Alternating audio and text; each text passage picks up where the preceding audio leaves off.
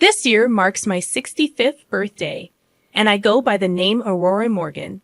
Currently, I reside with my retired husband, a kind and caring man with whom I've shared a long and supportive companionship. Together, we are blessed with two children, Henry and Caleb, both happily married. However, our home has begun showing signs of age, prompting us to contemplate renovation. We decided that if we were to embark on this refurbishment journey, it would be practical to live temporarily with our eldest son, Henry, and his wife. Upon contacting Henry and proposing the idea, he expressed hesitancy over the phone. Apparently, the thought of us cohabiting didn't sit well with him or his wife, Hannah. Despite their reservations, we insisted on including a room for us in the renovation plans. Upon sharing this with Henry over the phone, he was audibly hesitant, expressing concern about the challenges of living together. Hannah, his wife, vehemently opposed the idea. Eventually, we decided to drop the suggestion, acknowledging that it might not be the best arrangement. Following this conversation, I shared the details with my husband, who remained optimistic. Despite our eldest son's reservations, he suggested renovating our home to make it more suitable for our elderly years, creating a barrier-free environment where we could live comfortably, just the two of us. Several months later, our home was transformed according to our specifications. It became a barrier-free residence, ensuring our comfort and convenience in our later years. Eventually, we invited both our sons and their wives for a gathering. Skylar, our younger son's considerate wife, arrived first, expressing her appreciation for our cooking and offering her assistance in the kitchen. However, when Henry and Hannah arrived, their attitudes were less than pleasant. They made themselves at home on the sofa, demanding tea as if they were the hosts. Despite their disrespectful behavior, we tried to maintain a peaceful atmosphere. During the meal, Henry, appearing irritated, broached the subject we had gathered to discuss. As he spoke, he dropped a bombshell, a recent lung cancer diagnosis. While Caleb and Skylar were visibly shocked, Henry and Hannah's expressions remained unchanged. As the gravity of the situation sank in, Caleb inquired about the current status of the cancer diagnosis, his voice trembling with concern. The response was delivered calmly, leaving us all to contemplate the challenges that lay ahead in the coming weeks. I faced the harsh reality of being admitted to the hospital, knowing that cancer had already spread throughout my body. The doctors, with somber expressions, delivered the devastating news. I had only 6 months left to live. As Skylar tried to hold back tears, I bit my lower lip. Henry, seemingly detached, remarked about my aging, as if it were happening to someone else. Hannah nonchalantly responded, "Well, you can't beat age, can you? My uncle died suddenly from stomach cancer." Their callous statements infuriated me, and I couldn't help but raise my voice, urging them to stop. Skylar and Caleb attempted to calm the situation, assuring that they would take care of Mom in my absence. As the eldest son and his wife appeared preoccupied with their phones, seemingly indifferent to the gravity of the situation, my spouse, with a calm demeanor, requested our children to look after Aurora in the coming months. Caleb and Skylar reassured us, but the eldest son and his wife barely acknowledged the request. The meeting concluded after lunch, and I walked outside to bid farewell to Caleb and Skylar, as Henry and Hannah had hurriedly departed. Despite the difficult circumstances, Caleb encouraged me to keep going, assuring their continued support. However, there was an unspoken tension between us and the eldest son's family. The following week, I opted for palliative care over surgery and chemotherapy, leading to my admission to the hospice. Caleb and Skylar diligently accompanied me every day, providing transportation and nursing care. Unfortunately, the eldest son and his wife never visited, even as my health deteriorated over 5 months. Fearing for my life, I implored my eldest son and his wife to attend, but their dissatisfaction was apparent. During their brief visit, Henry showed no compassion, avoiding any interaction with me. In less than 10 minutes, they hastily left, citing work commitments. After they departed, I noticed Hannah had forgotten her jacket.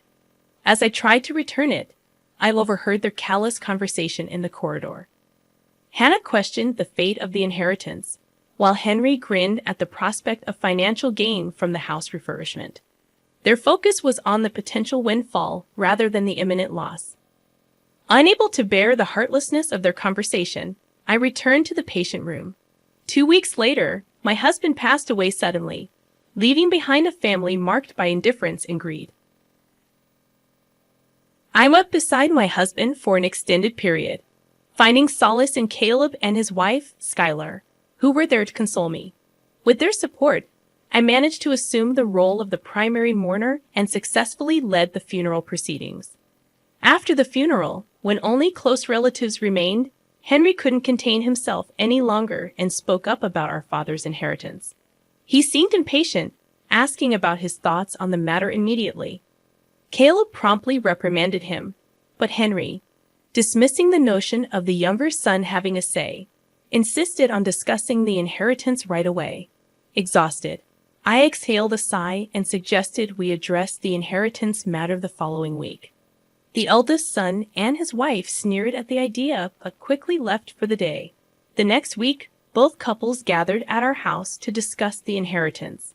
I made an announcement, stating that our father's inheritance amounted to $20,000. Henry seemed taken aback, and despite my calm explanation, he questioned the figure. I handed him a large envelope containing all the necessary documentation and asked him to review it. The expressions on Henry and Hannah's faces changed dramatically after scanning the documents. As they realized that the inheritance was indeed $20,000, Henry voiced his dissatisfaction, suggesting it was too little. Caleb interjected, proposing they should also obtain the house. I calmly explained that the lack of funds was likely due to the renovations our father diligently undertook to make the house suitable for our old age. I asserted my intention to keep the house and care for it as long as I lived, emphasizing that it was unjust for Henry to try to benefit on his own. Henry looked intense, as if ready to confront me, but Caleb intervened, holding him back.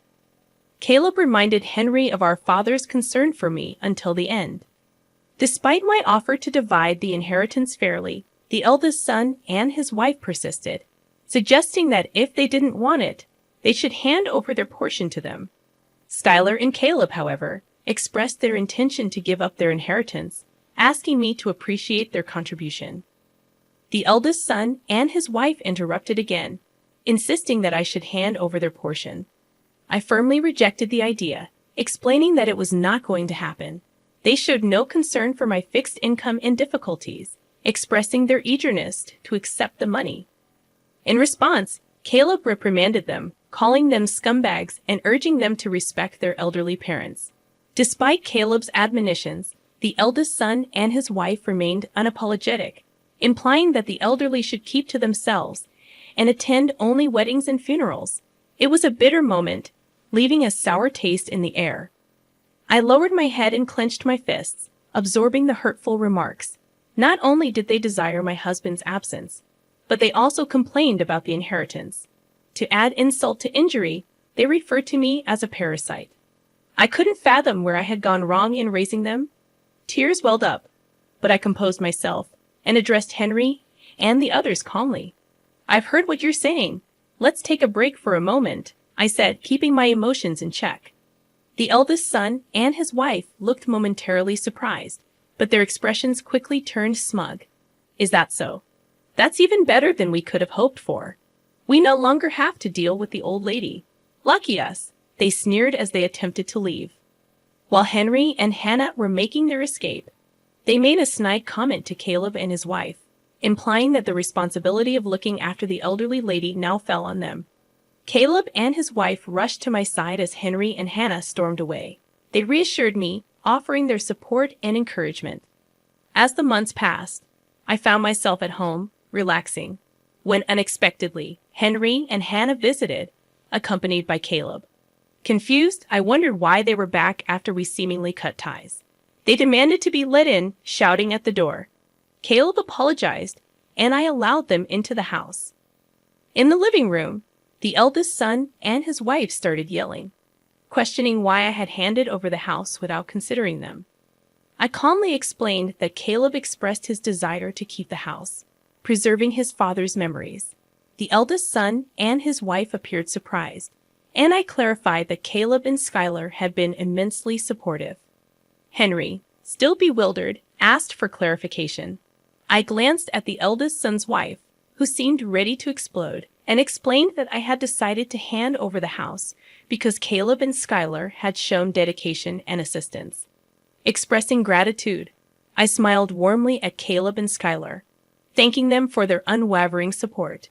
The eldest son and his wife, dissatisfied, argued that I had promised to take over the residence on my own. I addressed them calmly, offering an explanation for my decision while maintaining my composure. I considered giving it to you if you could respect both your father's and my wishes. Additionally, I've started receiving rental revenue. To the surprised eldest son, I sighed and explained gently. Remember last year when my father, your grandfather, passed away? Caleb attended the funeral, but you claimed you couldn't because you were too far away. Well, your grandfather was a landlord with various properties and apartments. I finally received my inheritance and started earning rental income. The eldest son and his wife were thunderstruck. No one informed us about this, they exclaimed. I calmly continued. I've been earning roughly $2 million every year. It's simple to offer my son and his wife a home. The eldest son and his wife abruptly stood up, insisting that if it's about this, they should care as well. Why should I give assets to someone who called me a parasite? I asserted emphatically. You're the ones who told me not to interfere with your life, right? So there you have it. Please don't leech off of me if you're going to label me a parasite. The eldest son and his wife appeared at a loss for words as I pointed to the door. Isn't it true that our conversation is over? Please excuse yourself, I asserted. The eldest son pleaded, but I refused, urging them to leave. Please pay attention to what I'm saying, he implored, grabbing my arm. I stared at him coldly, denying any excuse for him to call me mom. Can you also offer us a house or money? We have a problem, begged the eldest son's wife loudly. I looked at them both and responded, Are you in trouble? What exactly do you mean? The eldest son spoke tentatively, admitting they spent recklessly, expecting their dad's fortune and accumulating debt. I yanked the eldest son's arm away and scolded him. Unbelievable. I never expected you to do something so dumb. You sow the seeds with your own deeds, so deal with the consequences. Mom, that is simply excessive. I addressed their frustrated faces and announced, I'll begin transferring assets to Caleb through lifelong contributions from now on. I'm not going to pay you a single cent because I've severed relations with you. Please do not bother me again. Caleb stood up, supporting his promise that they should leave. The eldest son and his wife left, seemingly deflated. Caleb massaged my back as I recovered my breath. Subsequently, the eldest son and his wife allegedly borrowed more money, leading to bankruptcy. Their future seems bleak, with disputes in their flat at night. As for me, I handed over the house to Caleb and purchased an assisted living apartment nearby. Caleb and his wife visit frequently, and a cute grandson was recently born. Moving forward, I aim to treasure each day while cultivating a positive relationship with my second true family. That is my future strategy.